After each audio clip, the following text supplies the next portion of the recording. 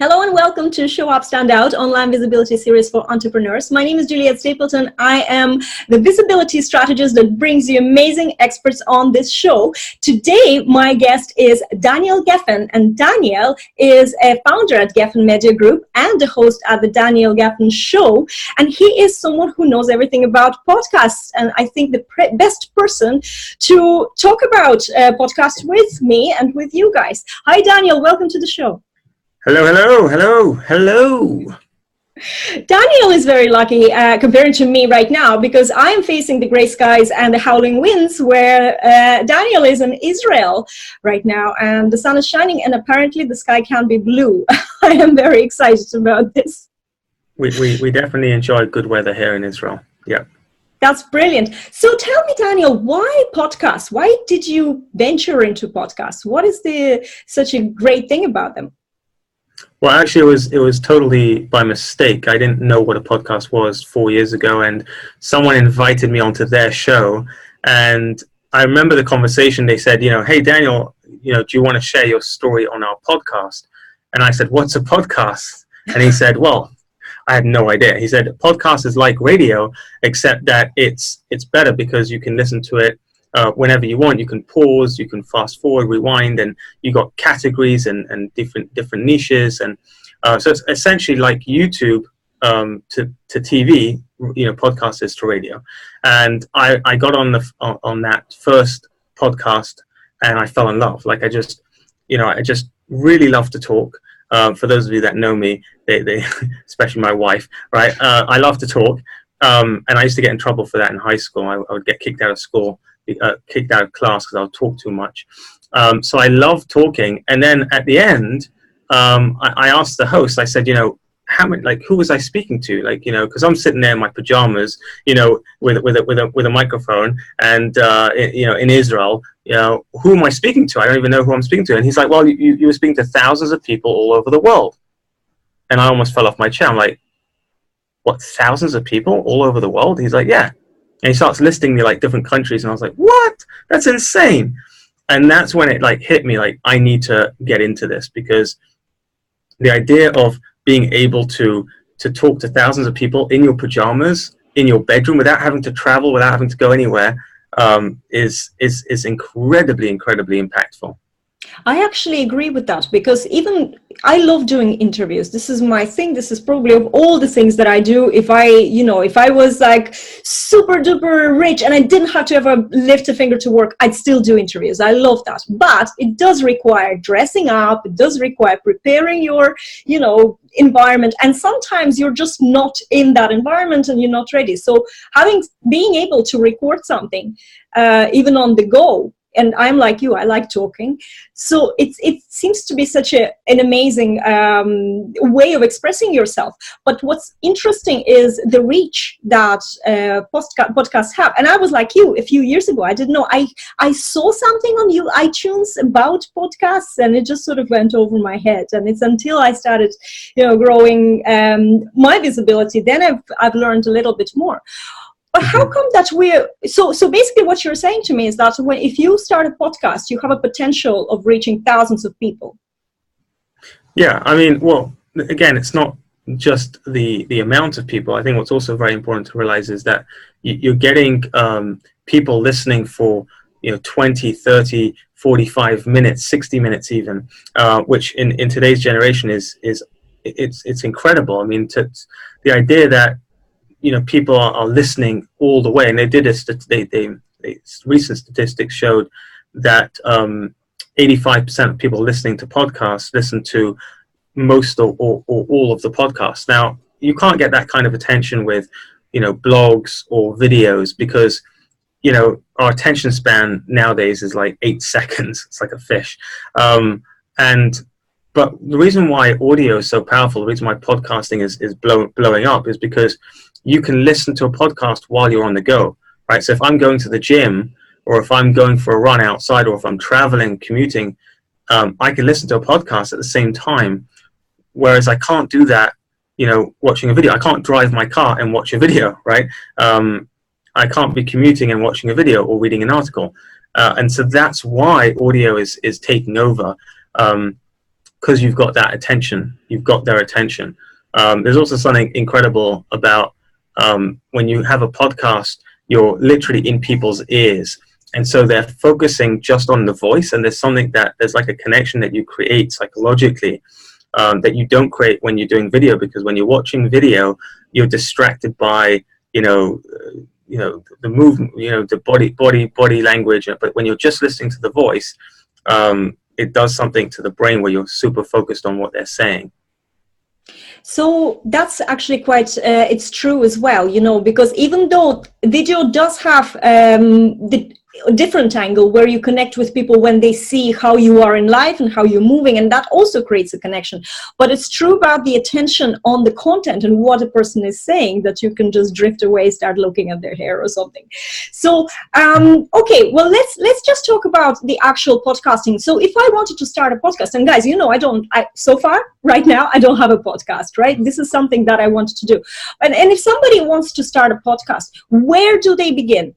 How do they because I find that this is a very overwhelming task for me, and many people, would say, like, I don't know what to start. What am I going to talk about? What, even outside the technical things, how do you plan the podcast? How do you approach this? Well, the first thing to figure out really is what you want to achieve with the podcast. Right? What's the goal? Once you've established what you actually want to do, what the goal is, then the question is, who's your ideal listener? And then based on who your ideal listener is, then you want to create a name and a brand for the podcast show. And when choosing a name, you've got to make sure that it's very short, because you don't get much space on the iTunes app. You get a very small space. And so if the name of the show is longer than 3 or 4 words, people are not going to be able to see it. And if I can't see straight away what the show's about, I'm just going to keep scrolling, because there's 500,000 podcasts out there. All right. So that's the first thing. You want to come up with a name that's short, but at the same time, and this is the tricky part, and this is what I help my clients with, is coming up with a name that's short but also descriptive. Because again, if it's too vague, or if I don't understand what the show's about just by reading the title, again, I'm not going to click on it. Just like you wouldn't read an article if you don't know what the article is going to give you, right? You've got to be specific. Once you've got a name, then you get into how often are you going to do the podcast? Is it going to be weekly? Is it going to be daily? I always recommend starting off weekly, because daily is very difficult. I have 2 shows now. One is the Daniel Gefen Show, which is a daily show, and I have Can I Pick Your Brain, which I do weekly. I started off with Can I Pick Your Brain, which was a weekly show, and only after 3 years of doing that, then I started my daily show, because it's very taxing to do it every single day. And then you've also got to find the right guests. And when I started out, it was just looking at my network, looking at people I'm friends with, and just having conversations with people I know. And then eventually I went on to interview, billionaires and celebrities and, influencers. But it's important to just start, to just get out there, to make sure that you're, not overthinking and overanalyzing, because generally when we do that, we just kind of do nothing. We get overwhelmed. So just, come up with an idea and just start. And worst case scenario, if it doesn't work out, you scrap it, you try again. It's that simple.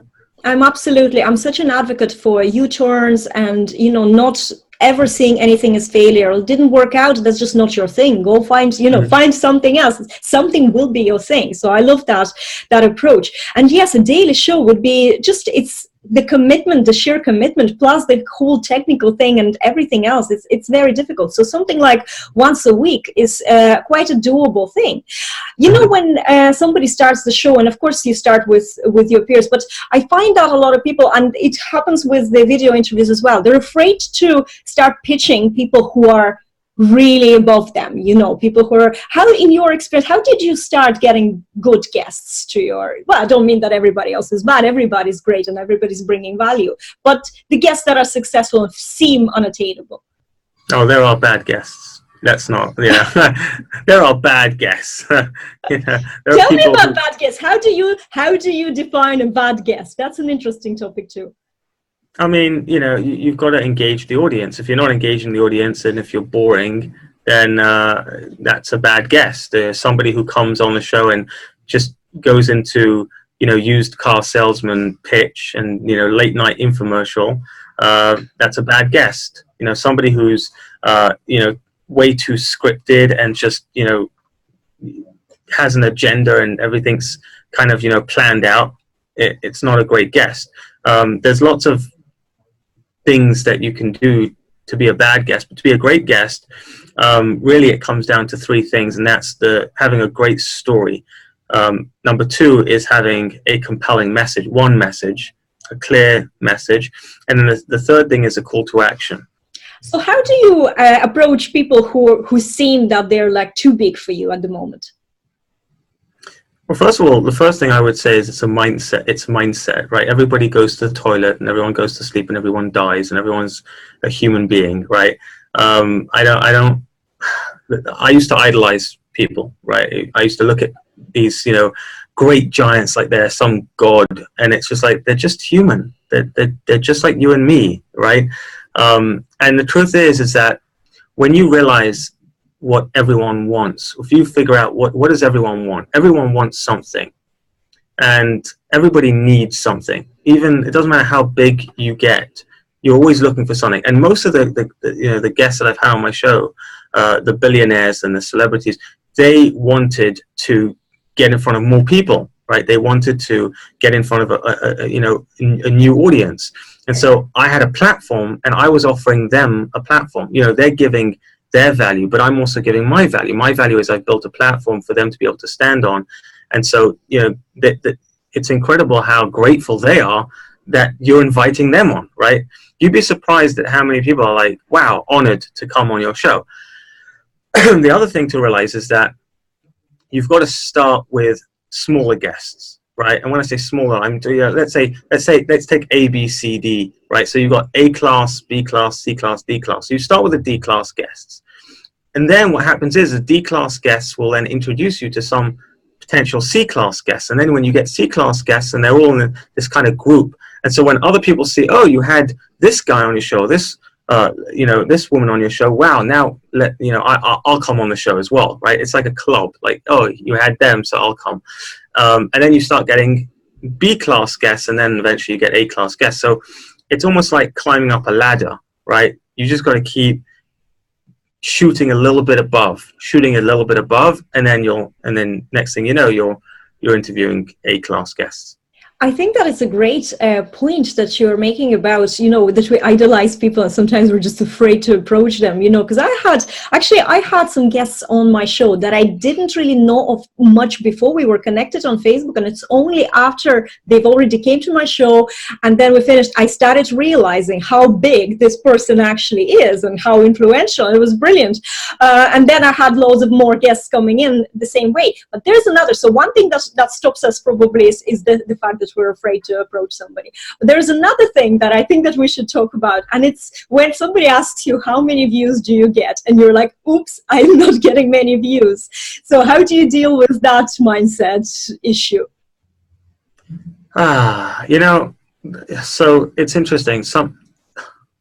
The way that I deal with it is, if a person's that concerned about the numbers, I don't know if I want to have them on the show necessarily.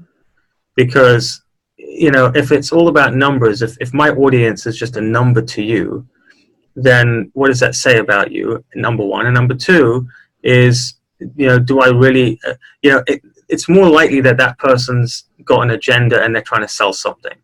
And what that means is they're going to come on and they're just going to be another sales, salesy sales pitch. And I'm not looking for people to be sales pitchers. I'm looking for someone that wants to give. And so I think it depends. I mean, if that's the first question, then for sure I would just say, you know what, it's fine. Don't bother you. It's not a problem. I have other guests, right? But if it's, if they're asking it, down the line, like, how many guests, sometimes you can give your total downloads instead of giving every episode downloads. You can give the total downloads that you've had, so that kind of makes a number, a bigger number. And also, no, what I stick very much with that that you've got to be comfortable. If you're not comfortable sharing your numbers, don't share it. And if they don't want to come on your show because of that, that's tough for them. That's very interesting. And guys, I will be very, very honest and transparent with you, because when we were talking about the guest of the show, Daniel asked me this question.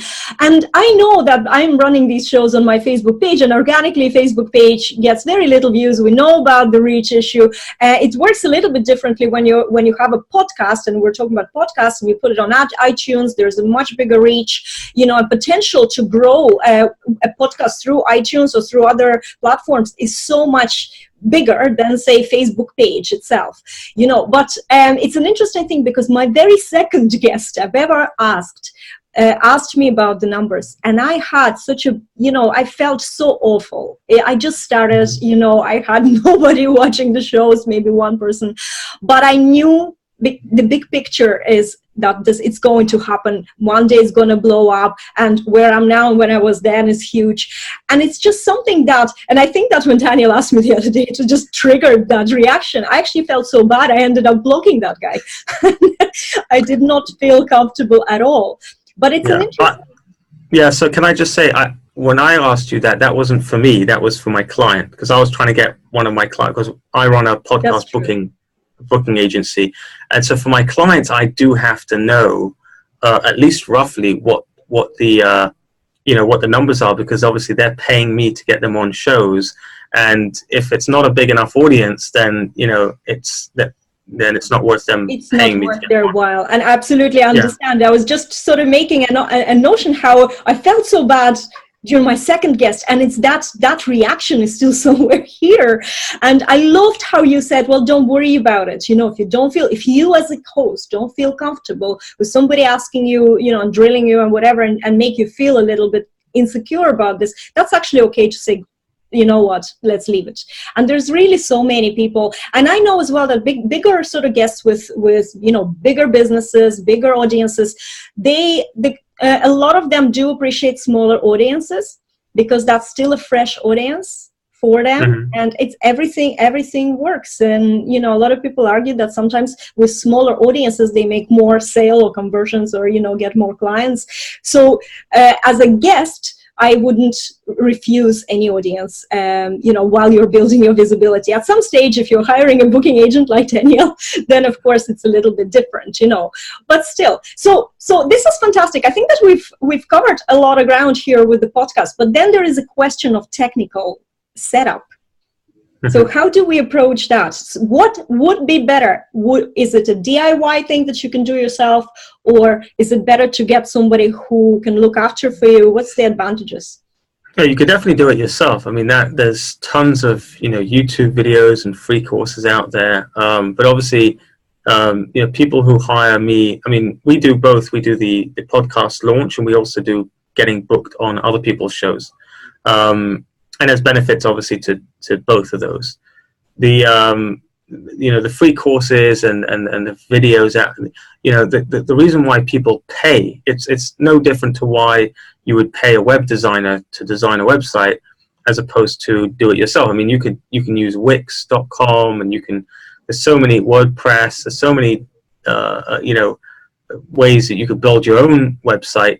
The reason why we hire people is because either we just don't have time, or we just don't have the expertise, and we don't want to take time to learn it because we've got other things we want to focus on.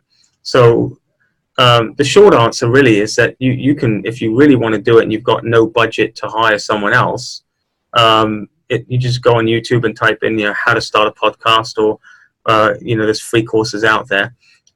In terms of like equipment, what I'm using right over here, this thing, it looks elaborate, it looks expensive, and wow, look at that fancy schmancy, but it's actually it's like $80 for the whole thing, on Amazon. This is an ATR 2100 microphone. It's Audio Technica. This is a pop filter, which looks cool, but it basically stops me from spitting into the mic or making that popping sound. And then this thing here is a boom handle, it basically clips onto a chair and holds the mic up. So this whole package, you could buy it together on Amazon is literally $80. I love this. This is my kind of setup. Everybody says, Juliette, you have such a beautiful, setup, and the lights and everything. If I put it together, is probably, I don't know, $100 altogether. Yeah. Because there's no need. Gadgets don't have to be over your goals, right? And these things actually do a great job. Sometimes I find that you can record something on your phone, and the mic on your phone is so good that you get a really nice and good and rich quality of voice. That even other ways are worse, So there's, if you want, where there is a will, there is always a way. I love that you mentioned that. So to start, of course, you need to consider these things, especially having a pop shield, because it does make a huge difference to the sound when you're stopping all the high T's and D's and the breath, everything. So yeah, definitely. So how can we then follow you up, or if somebody wants to hire you, and just because, of course we can do everything ourselves, we can try and learn, but that's a huge learning curve. That's a huge amount of your time that you should be spending growing your business and growing your visibility and being a guest as well on other podcasts, rather than it takes hours as well to do it yourself. So how can we follow you up? Well, so they can go to Gefen Media Group. It's 1F, gefenmediagroup.com. And then they've got two options on the homepage. It's either if you want to start your own podcast, or if you want to get booked on other people's shows, and you can go in whichever direction you want to go in. But that's the landing page. So gefenmediagroup.com. Perfect. We'll have a link in the description to this interview. And Daniel, thank you so much for being my lovely guest. And you brought so much value, so much information. I think we're now ready to decide if the podcast is the way to go. I definitely think it is the way to go to grow your visibility, because you're tapping into completely, like if you were like me using Facebook for your, center stage, something like a podcast taps into a completely different audience. And this gives you much more reach. So it's a good idea to do this. Well, guys, I hope that everybody's having a great day today, and I will see you next week with another episode of Show Up, Stand Out. I'll see you later. Keep on dreaming and go and get that podcast started, or get in contact with Daniel to do it for you. Thank you, Daniel. Thank you so much. Thank you, Juliette. See you later.